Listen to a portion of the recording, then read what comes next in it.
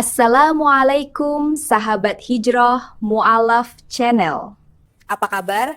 Insya Allah selalu diberikan kesehatan dan kebahagiaan dari Allah Subhanahu wa Ta'ala. Kembali lagi kami hadirkan kisah perjalanan hidup yang menyentuh hati, terutama dari saudara-saudara kita yang menemukan iman Islam dalam pencarian kehidupan. Mari kita simak kisah penuh hikmah berikut ini. Oh ya, sebelumnya bantu dengan subscribe channel kami ini.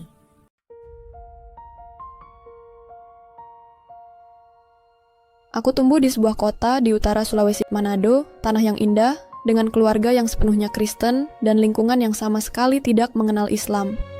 Suara azan hanya kutahu dari televisi. Jilbab hanya kulihat dari layar kaca. Masjid hanya sebuah gambar yang jauh dari kehidupanku. Saat umurku baru 18 tahun, semangat pelayanan membuncah dalam diriku. Aku bergabung dalam pelatihan misionaris.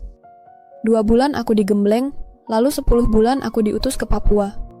Setahun kemudian aku lanjut pelatihan tingkat senior dan kali ini targetnya adalah Muslim. Aku diajarkan cara mendekati mereka lewat kesehatan. Mengambil tensi, cek gula darah, memberi perhatian. Bahkan aku diajarkan menghafal doa makan dan ayat-ayat pendek Al-Quran. Saat itu, aku tidak pernah menyangka bahwa ayat-ayat yang kupelajari untuk misi justru kelak mengetuk pintu hatiku. Aku ditempatkan di Bantul, Jogja, di sebuah desa Muslim. Aku masuk ke rumah-rumah sederhana, menyapa orang-orang yang selalu tersenyum. Tanpa kusadari, prasangka yang dulu menyesakkan dadaku mulai runtuh satu persatu. Mereka begitu baik, ramah, penuh kasih. Mereka memperlakukanku seperti anak sendiri. Setiap lewat dipanggil, diajak makan, diajak berbincang. Aku tertegun melihat ibadah mereka. 5 waktu mereka sujud tanpa lelah. Sementara kami hanya seminggu sekali ke gereja, itu pun seringkali terburu-buru. Aku melihat perempuan-perempuan menutup aurat dengan penuh kehormatan. Aku melihat anak-anak kecil belajar agama dengan tekun. Aku melihat iman yang hidup, bukan sekadar ajaran. Di sanalah pergumulanku bermula. Aku mulai meneliti. Awalnya justru karena tugasku, aku menulis sebuah buku saku tentang persamaan Alkitab dan Al-Quran. Tapi, semakin dalam aku mencari ayat yang sama, justru semakin banyak ayat yang membuatku bertanya. Yesus disunat, Nabi Ibrahim disunat, lalu mengapa umatnya tidak? Yesus berpuasa. Ibrahim kafan saat wafatnya ada dalam ajaran Nabi. Mengapa yang mengamalkannya justru umat Islam?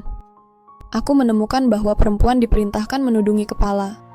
Aku bertanya dalam hati, mengapa hanya wanita Muslim yang melakukannya sehari-hari dengan penuh keyakinan? Ayat demi ayat, fakta demi fakta, makin membuat dadaku sesak. Malam-malamku penuh doa.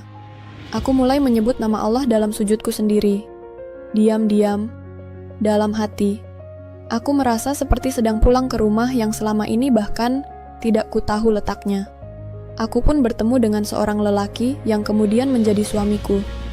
Ia pun sedang mencari kebenaran yang sama. Kami saling menguatkan. Tapi keputusan itu tidak mudah. Aku adalah anak pertama di keluarga besar yang menjadi misionaris. Aku harus pulang ke Manado, berdiri di depan orang-orang yang sangat kucintai, dan mengatakan bahwa aku akan meninggalkan keyakinan mereka. Hari itu tiba. Getaran tubuhku masih bisa kurasa tiap kali mengingat.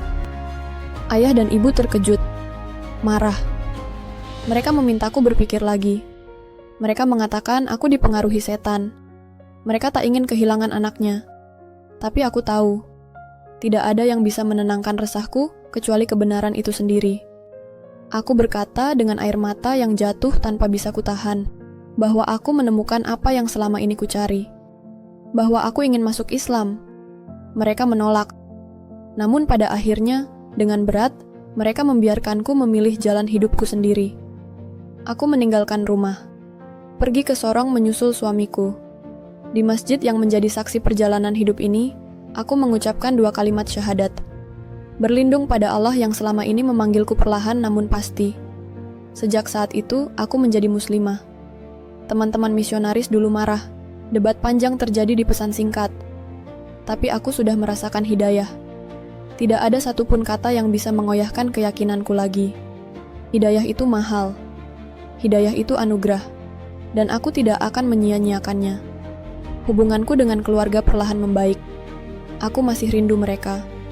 Aku masih ingin memeluk ibu suatu hari nanti sambil berkata bahwa aku tetap anaknya. Cinta seorang anak tak berubah meski keyakinan berganti. Kini setiap sujudku ada harapan. Agar suatu hari aku pulang sebagai anak yang lebih baik. Agar Allah menjadikan seluruh langkahku ini bernilai kebaikan. Agar surganya menjadi tempat aku beristirahat kelak. Aku dulu datang untuk mengenalkan agama lain kepada Muslim. Tapi justru aku pulang dengan membawa Islam ke dalam dadaku sendiri. Begitulah cara Allah membimbing hamba-hamba terpilihnya. Pelan-pelan, lembut, namun tak pernah keliru. Terima kasih telah menonton video ini sampai akhir. Bantu dengan subscribe, like, and share video ini. Jika ada tanggapan, silahkan masukkan di kolom komentar. Hijrah Mu'alaf Channel mohon diri. Wassalamualaikum warahmatullahi wabarakatuh.